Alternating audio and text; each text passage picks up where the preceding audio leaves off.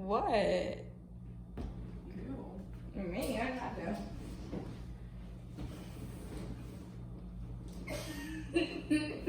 Is everything okay? Wait, you were smiling, so I wanted to smile with you.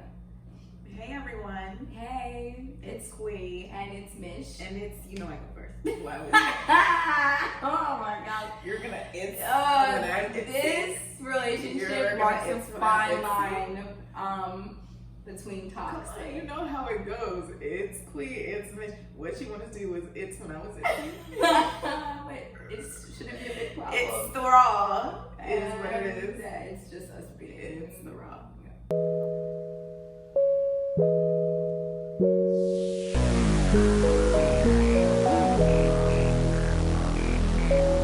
So we're back again and again and again and again and again. And if you haven't yet, hit the subscribe button. Take a moment, Pause. hit the button, Hit it. and just join us Yes. because our family is growing, and we'd love to have you be a part of it. So welcome in advance. Yes. So today we're gonna talk about parenting. Although neither one of us are parents, we do both aspire to be one day. And so we're gonna talk about how you felt like your parents parented and what are you going to take from that, and there are some things that you think you'll leave behind. And shout out to one of my friends who asked me this question. I was like, oh my gosh, it's a really good question. Yeah, I love that question, honestly. Just give me a second to actually think about it. If you have something Yeah, on top of your since head. I was just thinking about this. Mm-hmm. So I think my parents had a very dynamic parenting style, and I think they were both kind of like different in that my mom was like very, very nurturing, and my dad was the disciplinarian. And to a certain extent, right? Like there was some nurturing from like my father, and my mom definitely when she needed to be was the disciplinarian, but the majority of it was that split. And I know it sounds pretty traditional, but it was very, I think they both did what they had to do really, really, really well. At least from what I thought, like I never thought I got into like too much trouble, or like they didn't know how to like navigate like when I wasn't acting like they wanted me to. I felt like they took a very, what I consider strategic approach, and it was, I think, from my mom, what I really like about her is she had like a long-term objective with like raising me. So it's like she was the mother always, but she always had like a friend undertone, and like I've seen it manifest into her like being my literal best friend today. And I don't know if she hadn't done that back then, like how comfortable I'd be with her, because I didn't just like overnight grow to be 100% comfortable with my mom. Like I felt like I was being like prepped for this level of transparency with her by the way she raised me. Yeah. Okay. That's a good split. I wasn't even thinking about it from that context. I was more so thinking about like just their style as a whole, but I think that speaks to how my parents parented. They parented as a united front, and so there was never a time where I'd be like, oh, my mom was a disciplinarian or my dad was, because in the situation, whichever would arise, either one could take it type of thing. So like they did a really good job of like, I couldn't even be like Mom, I want to go, like, oh, my mom's the person I'm gonna go and ask if I could go here, because my mom was definitely going to talk to my dad about it, and they were going to come together and be like, no, you can't go, because that was most of the time their answer was that I couldn't go. But the answer was always no, man. I'm like, come on, I haven't been nowhere, come on. The answer was always no. But looking back on it, like when I was in it, I felt like my parents' parenting style was very strict. But now that I'm out of it, they would always be like, you're gonna thank me. I am appreciative of the way that they parented my brother and I. It was strict, but there was like leg room if I pushed it, to where like they would allow certain things. And I really appreciated the fact that they would tell me why, like have a conversation behind it. when it was like, oh, I want to go here, or can I do this, or I'm thinking about this, like it was always an open floor to have a conversation about it. So even thinking about like the schools I wanted to go to or what I wanted to study and stuff like that, like there was always a conversation behind what their reasoning and thinking was, not just like you should do this or you should go here. It was like you should go here because XYZ, and giving me the autonomy to ultimately make that decision. So I appreciated that. In terms of what I feel like I won't take away, and I live by this, is their curfew. Yeah, man, I was thinking about that. Like, you talking on my parents or your parents? Both, they're the same.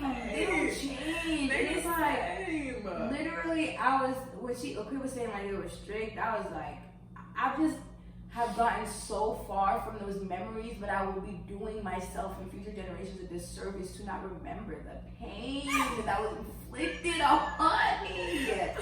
How strict they were. Like, even down to like going to the mall with friends. You know that was a thing to do in middle school. And like wanting me home at like 6. Like, I was like, that's the time we about to go. It's like, oh, come on. But I do like the fact that my parents did their due diligence of learning my friends and their parents, because everybody's parenting style is different and you might not agree, and so allowing your kids to hang out and be influenced by that, like you have to be able to understand like what these parents stand for, what they believe in, how they raise their child, and see if it's something that you want your kids being under the influence of, understanding that especially at that age they're still impressionable and they are learning from everywhere. Like everything you teach them in the house alone is not a bubble. Like they learn from school, they learn from friends, they learn outside of the house too, and so you have to be comfortable knowing that like what they're gonna pick up is something that you're okay with. And so I like that they took the time to get to know my friends' parents and get to know like their family and just like how they lived as well. Because I also do not plan on letting my kids sleep over anywhere and be over anybody's house. We didn't. We really didn't. And so I feel like that's something that I will take away. But one of the most important things is the united front that my parents serve. Like I want to be able to have that with my husband and like come to those decisions together and stuff like that. And not feel like, oh, dad is like the easier going one and mom is this. Even though naturally, personality wise, like that might show up as like mom is the outgoing one and dad is the this or that. But I think that in terms of like decision making and in terms of being able to build that family, it should be like mom and dad. 100%. Yeah. And at some point in growing up, like my parents got a divorce, so they weren't ever like in the same area, but they somehow managed to like always make a decision. And I'd be like, bro, you're in Manchester. My dad would really like call my mom call my dad. I'd be like, oh, come on. You're not gonna try and weasel your way. No, I couldn't, because they'd be on that phone and they'll hash it out, beef it out, shout it out, but ultimately, like their objective was, you gotta raise these kids right. And they did that. And even where I thought I had a little, finessing room, didn't have no finesse room because they stayed on their phone figuring it out. So I love that. And one other thing, I think I've mentioned this and I live by it, is like I think it's really important to have family time that my parents did. And so like whether that looks like watching movies together, game nights together, going out together, trips, family trips, like that's gonna be very important for me and a part of my parenting. So I was like, this is gonna be time that we're gonna spend together as a family so that we can actually like build that relationship, because no relationship comes without like spending time and getting to know one another. So.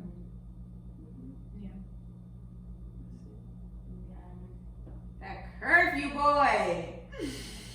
Boy, that one was a killer. Oh, another one that I'm like kind of iffy on, but I don't even know what it's gonna look like when I have children. Is the whole technology thing and technology management. Because I definitely don't think my younger siblings should have phones, but I mean, it kind of seems like with society, like it requires it. So I don't know, I do think with certain things like that, I'll have to assess the times and figure out what works best. Jason and I actually talked about that, because I was like, it's a crazy world. Like there's so much access to just anything on the internet, and like, yes, child lock and what is it, like kid monitoring and all that exists, but honestly I feel like our kids are not gonna have like full reign type of smartphone thing until like high school, because I feel like before that, like if you need to call me, text me, whatever, cool, but I feel like there's just so much that you can't manage, and I'm still trying to think about how that would work. But I'm like, I feel like high school is the best age, and like now in our generation, kids are getting like smartphones at younger ages, and I just don't agree with that personally. So. I don't either, and for me, I don't agree with it. What's hard for me to balance though and manage is also societal norms and thinking about how I want my kids, while I rather them be good people than popular people, you have to think about how like society's impact can affect how they even view the world. And like I say all that to say, like, okay, small things like even like kid TikToks, like if your child doesn't have access to that, there's so many jokes and conversations and lunch table things that they cannot be a part of, and now your child is isolated. And then what do you do when that isolation starts to work on their or tear down their self-confidence? Like there's so much about social media that like unites kids and like creates community among them, and it's really a hard balance. It's like, okay, don't think you should be on TikTok, but if that's what, you know, if it could lead to you being isolated, and then I don't know, it's but hard. I do think there's ways around that, right? Like I think that in TikTok, like if you have it on your phone, and I'm just taking that example, but I'm like, if you have, like, there are ways around navigating to where they're still getting that, like, I guess like social like exposure that they need. Like I think that's a really great point. But I'm like, TikTok exists on your computer. I can monitor how many hours you're using TikTok on your computer. If you want to make a TikTok and have an account, you make it on my phone type of thing. It's like, Mommy, I gotta go dance. Yeah, let's make a TikTok. Here, go use my phone. But it's like, that way I'm controlling like the hours and time that you spend on there, because social media, just as much as it's important in terms of developing social skills, can be just as harming. Absolutely. Especially if you're like spending, like, I think I saw an article where kids are spending like 7 hours of their day on TikTok alone, you know? So it's like being able to, that's a good point, and I just like thought about it, but I think there are ways of navigating it so that you're still being able to balance what you want and what like you feel is like healthy for your kid when they're growing up as well. So that's a good point. And honestly, like, you learn as you go, so like it might not be what we're saying now, but I think that just keeping it top of mind, it's important to think about now, so that when you do face those things, it's not like complete shock, like, what are we gonna do, type of thing. So. Yeah, I do believe also another side that I was talking about the other day with my friend is that my husband's gonna have to be one of those really heavy disciplinarians, put foot down, because I've tried it with my siblings, and honestly, I don't have it in me. They don't respect her at all. I try to be hard body, but ultimately, like, husband, please, like, take care of it, and I'll support everything you say, but I can't look at those kids in the eyes and tell them that, so you gotta go do it. You're gonna be the bad guy because I'm gonna be making a TikTok to the kids. I'm sorry, he has to know. Hey, that's what it is, okay? Because she trying to be their little friend. That's the problem. She not gonna ever tell her kids I'm not one of your little friends, because she is. Yep, and Dad's gonna take care of that, okay? It is what it is. You can come back and go shopping with Mommy, but Daddy said no. Daddy. I'm so weak. Yeah, but that's all we have today. Let us know how you feel like you're going to parent your kids, and what, if any, factors that your parents use to parent you are you going to take away from that? Parent or guardian, yeah. Yeah, exactly. Right, well, thank y'all for joining us, and make sure to like, comment, subscribe. Share this video with everyone you follow on Instagram, Twitter, Facebook, TikTok, MySpace, Black Planet, Tinder, Reddit, Microsoft Teams, Skype, Outlook Express, WhatsApp. all of that. And we'll see y'all next time on